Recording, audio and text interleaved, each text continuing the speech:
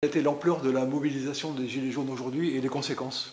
Alors, au plus fort de la journée, nous avons eu une vingtaine d'opérations au moins, avec parfois d'ailleurs des points dans lesquels les personnes se sont dispersées en plusieurs groupes. Cela a entraîné la mobilisation d'environ 3600 personnes, beaucoup moins de véhicules, des véhicules légers, des motos, quelques tracteurs, notamment sur la côte basque, et des opérations qui ont notamment entraîné des blocages autour de beaucoup de grandes surfaces et toute une série d'opérations autour des villes, au niveau des péages et notamment des principaux axes autoroutiers.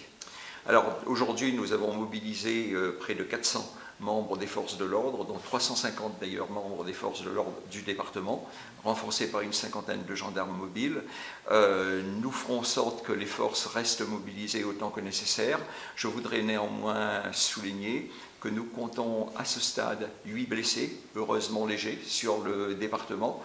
Nous avons quelques personnes qui sont interpellées ou recherchées, et je voudrais tout simplement appeler chacun à mettre chacun face à ses responsabilités. Il existe dans notre pays une liberté de manifester, mais celle-ci doit rester également dans des limites qu'on va qualifier de raisonnables, d'acceptables, et ces limites sont actuellement atteintes. Donc vous serez moins coulant qu'aujourd'hui, demain?